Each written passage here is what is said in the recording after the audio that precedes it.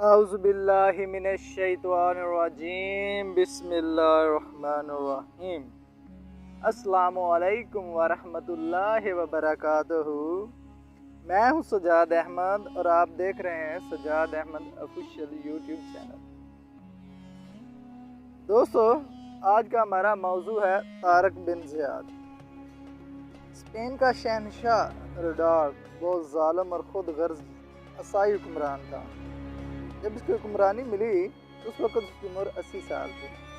जंगी लिहाज से बहुत तजर्बाकार और ज़हीन आदमी था। उम्र के आखिरी दिनों में बादशाह मिलने की वजह से वह नहायत मगरूर और खुद गर्ज हो गया था। स्पेन में हुकूमत के अपने रस्म व रवाज थे, जिसके अदाब में शामिल था कि गवर्नर, अमीर, रईस, शहर के हाकम, मशीर और इन जैसे अहम अफराद अपनी औलाद को जवान होने तक शाही महल में रखते थे, जहाँ शाही अदाब सिखाए जाते थे।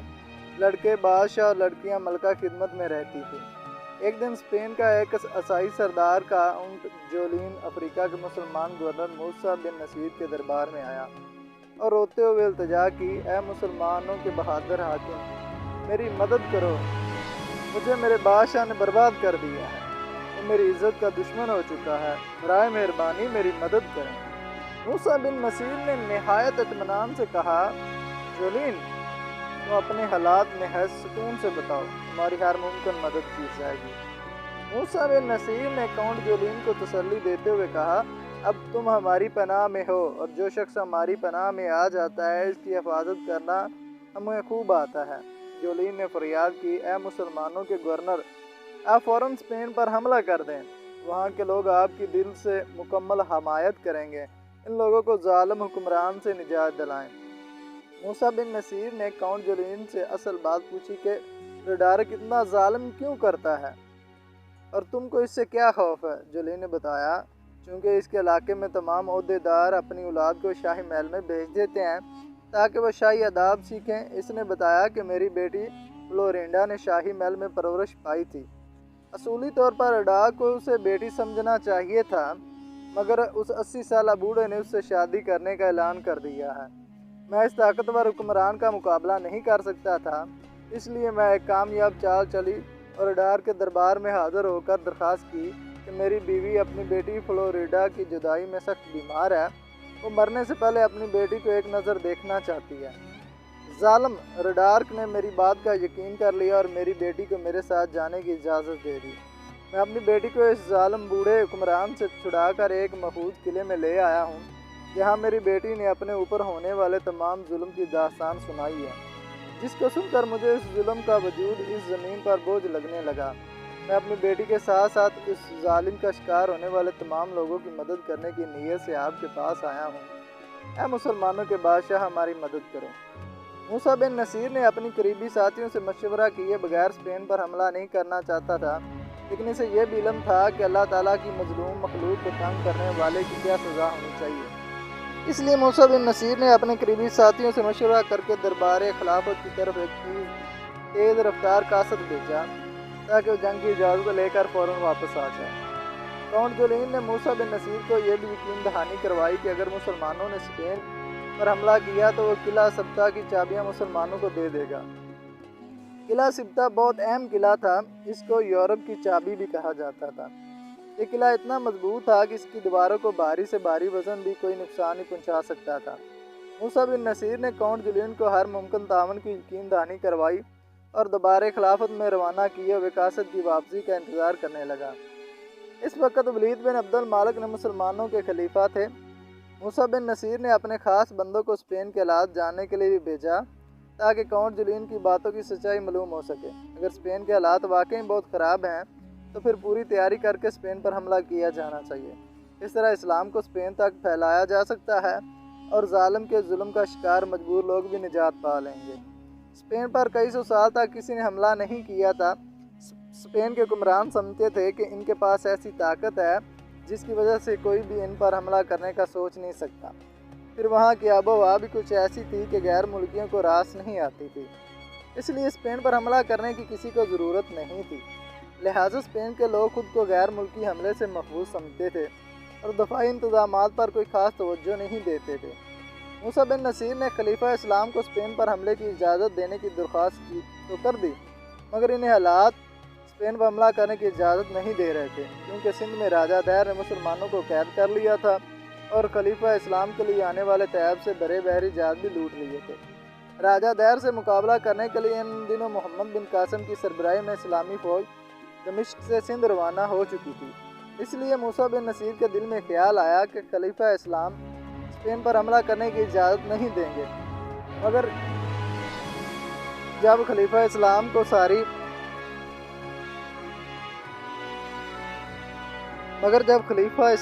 ساری صورتحال کا علم ہوا تو انہوں نے جواب دیا، مظلوم کی حمایت کرنا ہمارا دینی فریضہ ہے۔ کونسل نے ہم سے مدد طلب کی ہے، اس لیے اس کی مدد ضرور کی جائے۔ خلیفہ اسلام ولید بن عبد المالک نے اس مہم کے لیے موسیٰ بن نصیر کو فوجی مہم کا مکمل اختیار دے دیا۔ موسیٰ بن نصیر کی سوچ کے برعکس خلیفہ اسلام کے جواب نے انہیں حیران کر دیا۔ اجازت ملتے ہی انہوں نے اسپین پر حملہ کرنے کی تیاری شروع کر دی۔ ہر سپاہی اس معرکے پر جانے کے لیے تیار ہو گیا اور ان کا سینہ جوش سے بھر گیا۔ ہر سپاہی اسپین کے خلاف لڑنے پر خوشی سے راضی ہو گیا۔ سب کا خیال تھا اس معرکے کے لیے کوئی بڑا لشکر بھیجا جائے، مگر اسپین کے طاقتور بادشاہ کا مقابلہ کرنے کے لیے صرف 7,000 سپاہی بھیجنے کا فیصلہ کیا گیا۔ طاقتور اور اجنبی ملک کے مقابلے میں صرف 7,000 سپاہی بظاہر بہت کم تھے، مگر موسیٰ بن نصیر نے یہ 7,000 سپاہی ایسے چنے تھے جو بہادری اور وفاداری میں اپنی مثال آپ تھے۔ اب یہ سوال پیدا ہوتا ہے کہ 7,000 سپاہیوں کی قیادت کس کے ذمے آئے گی؟ اسلامی فوج میں سینکڑوں تجربہ کار اور دلیر سپہ سالار موجود تھے، جنہوں نے موسیٰ بن نصیر سے درخواست بھی کی کہ اس معرکے میں انہیں بھیجا جائے۔ خود ان کا سگا بیٹا اس موقع پر سلاری کا امیدوار تھا، مگر موسیٰ بن نصیر نے اس موقع پر ایسا فیصلہ کیا جو تاریخ میں انوکھا فیصلہ تھا۔ انہوں نے اسپین کو فتح کرنے کے لیے 7,000 سپاہیوں کے لشکر کا قائد ایک ایسے شخص کو بنایا جو نو مسلم بربر اور آزاد کردہ غلام تھا۔ وہ غلام خود اس فیصلہ پر حیران رہ گیا۔ اس خوش نصیب انسان کا نام طارق بن زیاد تھا۔ سب لوگ اس فیصلہ پر حیران تھے کیونکہ موسیٰ بن نصیر نے اپنے سگے بیٹے پر اس نو مسلم آزاد کردہ غلام کو ترجیح دی تھی۔ بے شک اسلام میں انسانی وقار کی یہ لاجواب مثال تھی۔ موسیٰ بن نصیر نے طارق بن زیاد کے نائب کا عہدہ مغیث رومی کو دیا، جو عمر میں طارق بن زیاد سے بڑے اور خاندانی مسلمان تھے۔ انہیں اندازہ تھا کہ طارق بن زیاد کی نظر بہت بلند اور مستقل مزاج ہے۔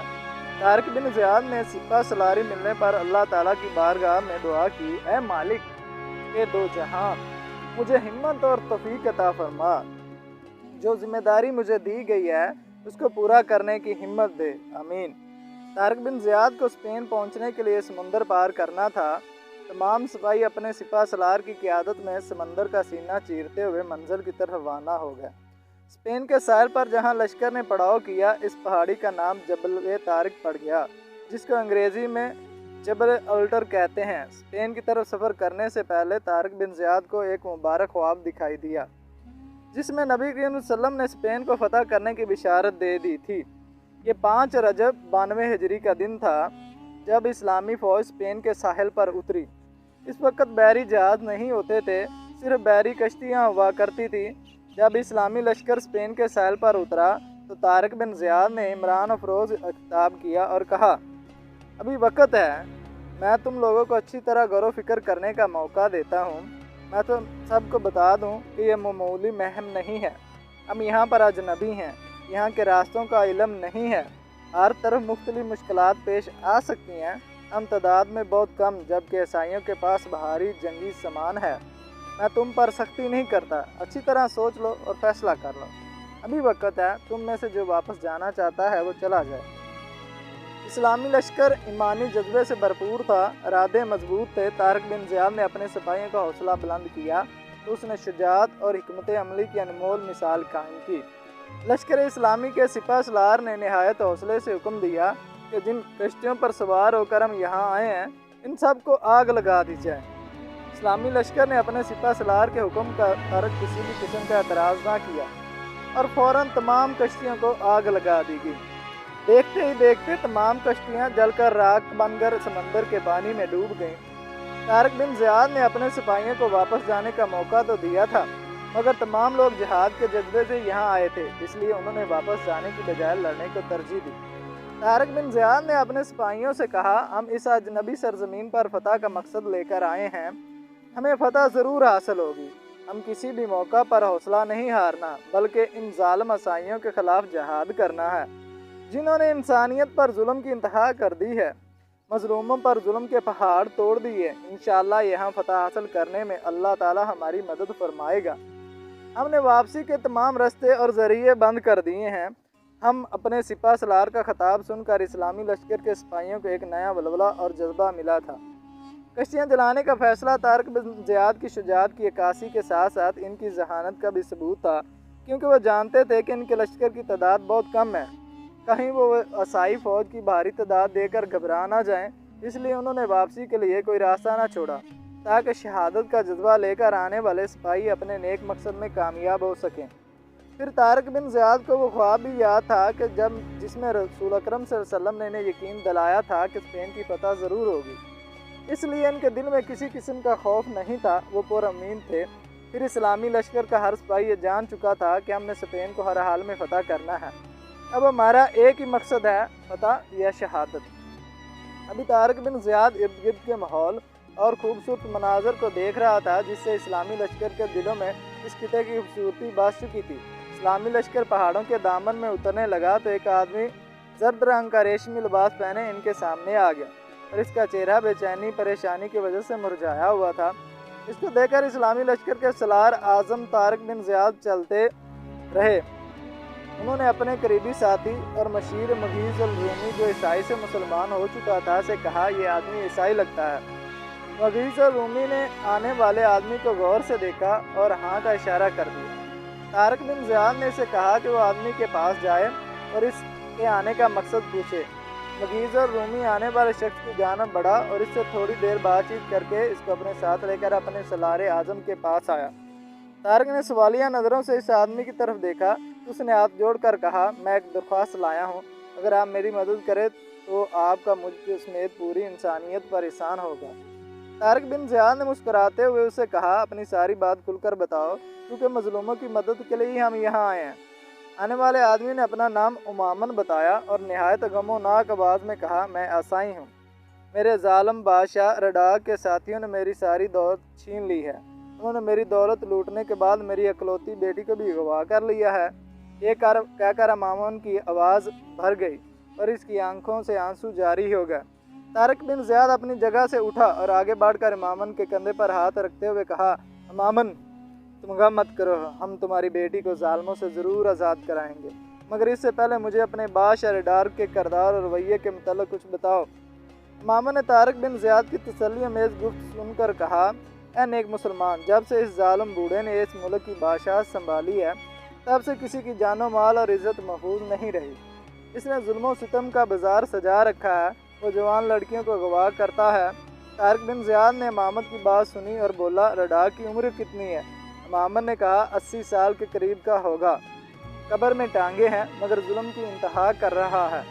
तारिक बिन ज़ियाद ने उमामन की पूरी बात सुनी और कुछ सोचते हुए बोला, क्या तुम्हारी बेटी को रडाक के साथी वरगला कर ले गए हैं या इसको ज़बरदस्ती ले गए हैं? उमामन ने हाथ जोड़कर रोते हुए कहा, ऐ नेक दिल सिपाही, मेरी मासूम बेटी मुझे पुकारती रही, मगर वो गुंडे इसको ज़बरदस्ती साथ ले गए। मैंने अपनी बेटी को इनके चंगल से चढ़वाने की कोशिश की, उन्होंने मुझे इस जोर से धक्का दिया कि मैं दीवार से जा टकराया और गिरकर बेहोश हो गया। इन जालिमों ने मेरे घर में सारा माल लूट लिया और मेरी बेटी को अपने साथ ले गए। मुझे अपनी बेटी की फ़िक्र खाए जा रही है, मैं इस गुम में ज़हनी तवाज़ुन खो रहा हूँ। आपको अपने प्यारों का वास्ता मेरी ज़रूर मदद करें। यह कहकर उमामन ज़ोर से रोने लगा। तारिक बिन ज़ियाद ने आगे बढ़कर इसे गले लगाया और तसल्ली देते हुए कहा, इंशाअल्लाह बहुत जल्द तुम्हारी बेटी तुम्हें मिल जाएगी।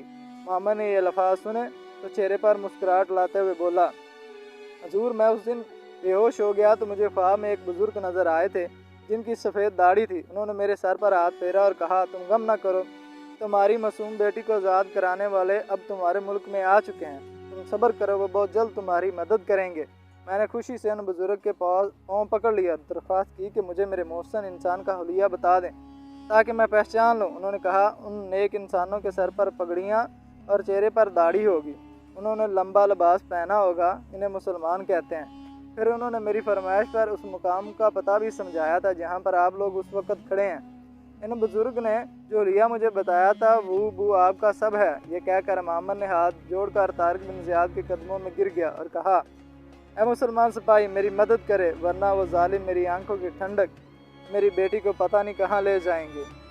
دوستو، اگر آپ کو ہماری ویڈیو اچھی لگی ہو تو ویڈیو کو لائک کر دیں، اور اگر آپ میرے چینل پر نئے